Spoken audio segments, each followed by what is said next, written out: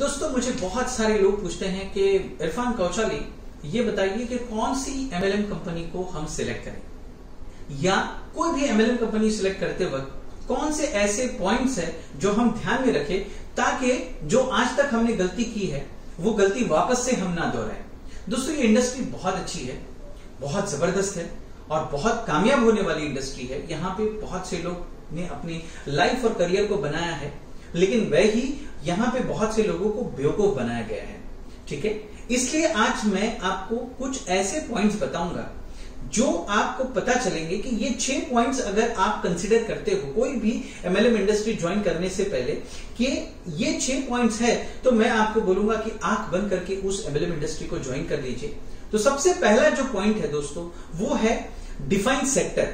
आपको डिफाइन करना है कि आपको किस जगह पे काम करना है, कौन सी इंडस्ट्री में आपको काम करना है। फूड है, सप्लीमेंट्स है, गारमेंट्स एंड हॉजिरी है, हेल्थ केयर है, होम केयर है, पर्सनल केयर है, इमिटेशन ज्वेलरी है, फ्यूल सेवर है, हेल्थ ड्रिंक्स है, न्यूट्रिशनल सप्लीमेंट्स है, क्रिप्टो करेंसी है, सर्विस है, ट्रैवल है और बहुत बहुत सारी ऐसी इंडस्ट्रीज है। तो आपको सबसे पहले क्या करना है दोस्तों, आपको डिसाइड करना है कि कौन से इंडस्ट्री में आप काम करोगे।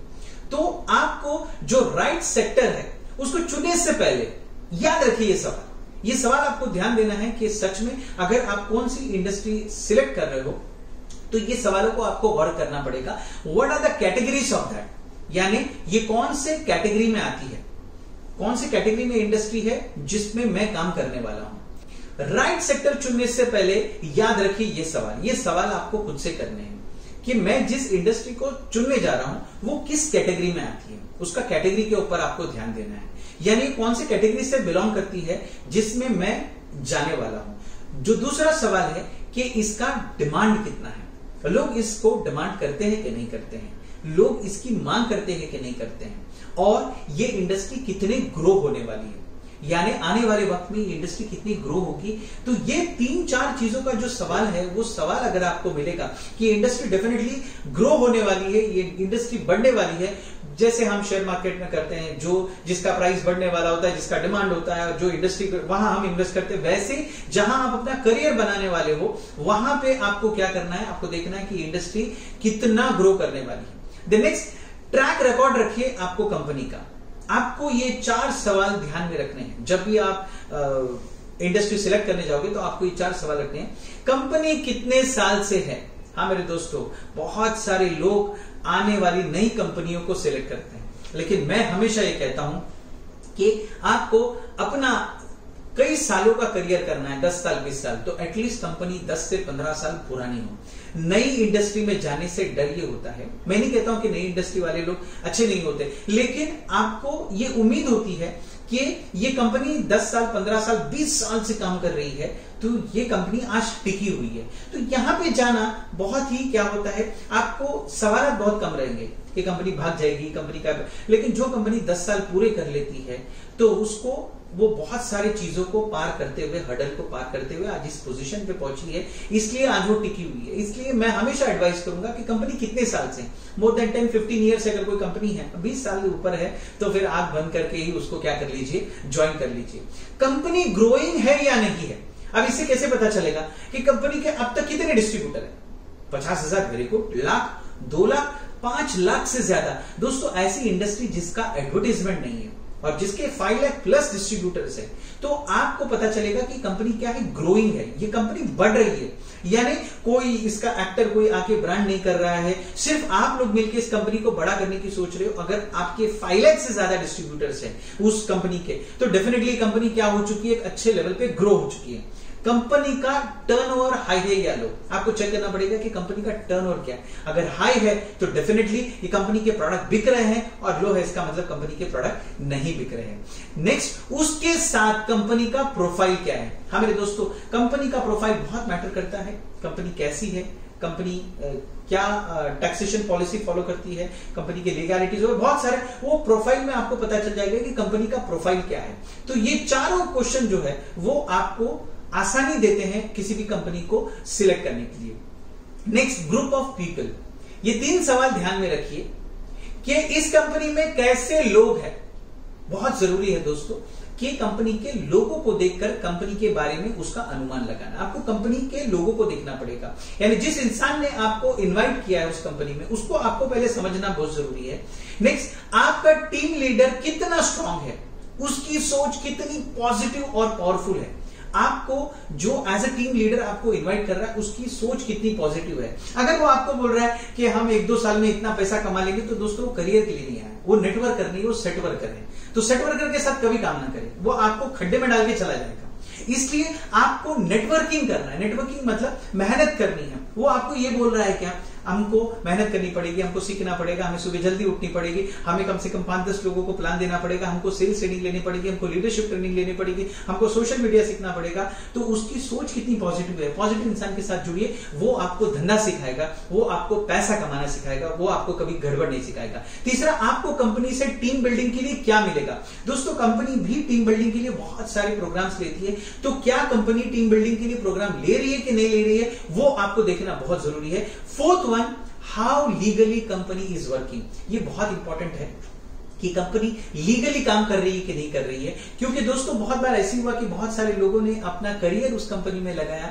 लेकिन कंपनी की कुछ गलतियों की वजह से बहुत सारे लोगों का करियर रून हो गया, सत्यानाश हो गया, खराब हो गया। इसलिए आपको देखना है कि कंपनी लीगली काम तो नहीं, मतलब कोई ऐसा काम नहीं कर रही है जिसकी वजह से आगे चलकर आपकी टीम को और आपको तकलीफ होगी, तो आपको वो काम नहीं करना है। जैसे सबसे पहले कंप्लीटेड ऑल लीगल डॉक्यूमेंट्स, उन्होंने सारे लीगल डॉक्यूमेंट्स ले चुके हैं, जो जो कंपनी के रजिस्ट्रेशन डॉक्यूमेंट लगते हैं। जैसे इंडिया में जितने भी डॉक्यूमेंट्स लगते हैं कंपनी को रजिस्टर होने के, वो सारे है कि नहीं, टैक्सेशन के डॉक्यूमेंट्स है कि नहीं, पैन कार्ड है कि नहीं, जितने भी डॉक्यूमेंट्स है वो उनके पास में अवेलेबल है या नहीं है। और आप हक से मांग सकते हो अपने टीम लीडर से मांग के कि भाई मुझे कंपनी के लीगल डॉक्यूमेंट चेक करना है, और बहुत सारी कंपनी तो ये लीगल डॉक्यूमेंट अपने वेबसाइट पर भी रखते हैं। Second, distributing commission on time और नॉट। दोस्तों, ये बहुत इंपॉर्टेंट है किसी भी कंपनी को जज करने के लिए कि वो लीगल है कि नहीं है, कि अगर कंपनी 10 साल 15 साल पुरानी है तो उन्होंने अपना कमीशन टाइम पर दिया कि नहीं दिया।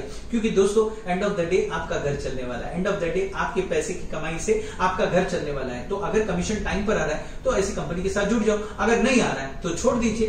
Third one, paying government dues on time, यानी कंपनी गवर्नमेंट के टैक्सेस भर रही है कि नहीं भर रही है। दोस्तों, ऐसा होता है बहुत सारी कंपनीज इसलिए बंद हुई क्योंकि उन्होंने गवर्नमेंट के ड्यूज क्लियर नहीं किए। तो आप चेकआउट कीजिए कि कंपनी है जो टैक्स टाइम पर भर रही है कि नहीं कर रही, उसका रिटर्न फाइल हो रहा है कि नहीं हो रहा है। तो जब आपको यह पता चलेगा कि कंपनी बराबर लीगली काम कर रही, टैक्सेस भर रही, तो सवाल ही नहीं उठता कि कंपनी क्या हो जाएगी, बंद हो जाएगी। Next, maintaining all the books of records. फिर आपको ये चेक करना है कि कंपनी सारे बुक्स ऑफ रिकॉर्ड्स को मेंटेन कर रही है कि नहीं कर रही है।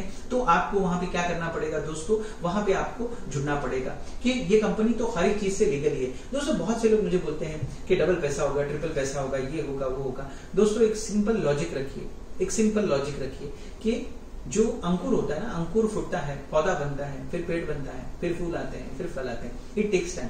कहीं कोई मैजिक नहीं होता। अगर बैंक आपको 6-7% दे रहा है तो कोई ऐसे जगह पे, तो मैं हमेशा कहूंगा कि प्रोडक्ट बेस में जाना बहुत ज्यादा सेफ होता है। मैं नहीं कहूंगा कि वहां पे स्कैम्स होते हैं, ये चीजें होती है, लेकिन अगर आप फाइनेंस में जाते हो तो बहुत ध्यान दीजिए।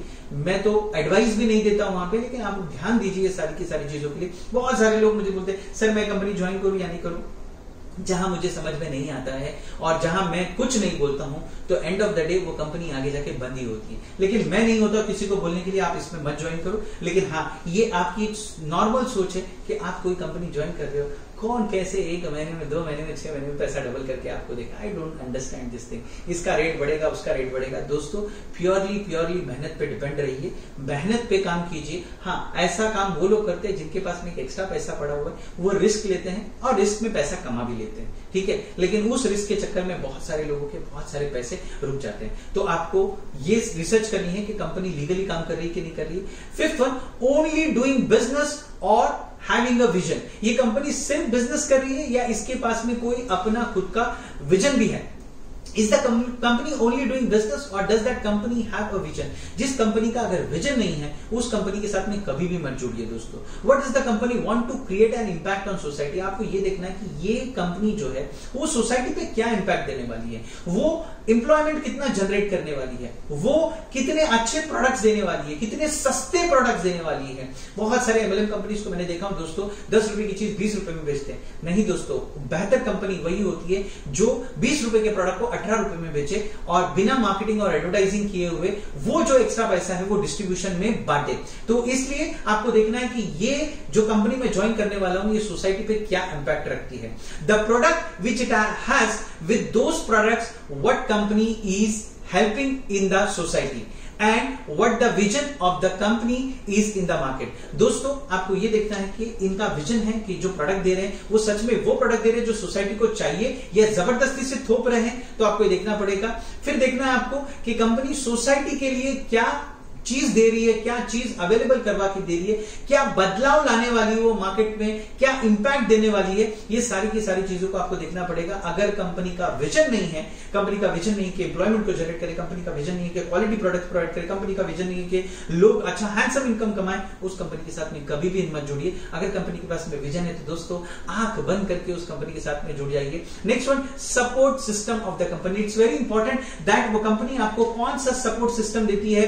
जैसा सबसे पहला आता है सपोर्ट सिस्टम फ्रॉम अपलाइन, जो आपको इंट्रोड्यूस किए वो आपको क्या सपोर्ट देते हैं, वो आपको क्या हेल्प करते हैं, वो आपको क्या ट्रेनिंग देते हैं, वो आपको क्या सपोर्ट देते हैं। दूसरा, कंपनी आपको कौन सा एजुकेशन सिस्टम देती है। Education system is very important, क्योंकि आप एक कस्टमर की हैसियत से इस कंपनी में, आपको नहीं पता कि धंधा कैसे करते हैं, आपको नहीं पता कि कैसे माल को बेचा जाए, कैसे मैं लोगों को अप्रोच करूं, कैसे मैं लोगों को सस्पेक्ट करूं, कैसे मैं लोगों के साथ में नेगोशिएशन करूं, कैसे क्लोजिंग लाऊं, कैसे ऑर्डर लाऊं, आई डोंट नो एनीथिंग। इसकी जिम्मेदारी कंपनी के ऊपर होती है कि कंपनी आपको वो एजुकेशन सिस्टम दे रही है या नहीं दे रही है। अगर कंपनी एजुकेशन सिस्टम दे रही है, आंख बंद करके उस कंपनी के साथ में चले जाइए, क्योंकि आप तो उनके कंज्यूमर हो, आप तो कंज्यूम कर रहे हो और आप सोच रहे हो कि मैं इनके साथ में अपना बिजनेस स्टार्ट करूं, तो आपको एजुकेशन लेने की बहुत जरूरत है दोस्तों। Next, training system of the company. Company का ट्रेनिंग सिस्टम क्या है, कंपनी आपको क्या ट्रेन करती है, आपको क्या मोटिवेट कर रही है, क्या इंस्पायर कर रही है, क्या आपके जो हर्डल्स आ रहे हैं, आपके जो FAQ आ रहे हैं, फ्रीक्वेंटली आज क्वेश्चन आ रहे हैं, कंपनी उसको सॉल्व कर रही है कि नहीं कर रही है, आपको देखना है।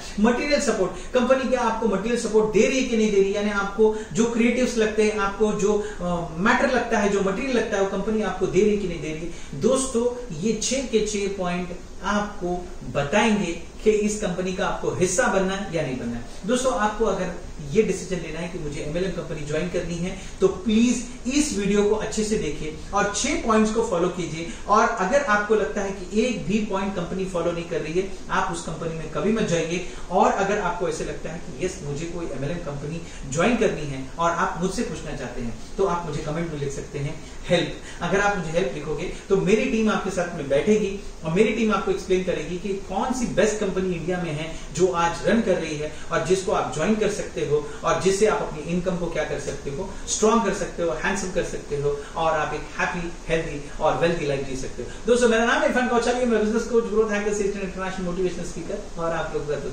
दोस्तों मेरा काम तो हो गया, अब आपकी बारी है। आप इस वीडियो को लाइक कीजिए, प्यारे प्यारे से कमेंट दीजिए। अगर आप मेरे चैनल पर नए तो प्लीज मेरे चैनल को सब्सक्राइब कीजिए। हमेशा हंसते रहिए, मुस्कुराते रहिए, इरफान कौचाली के साथ में दुआ हो के दरख्वास्त। Thank you so much.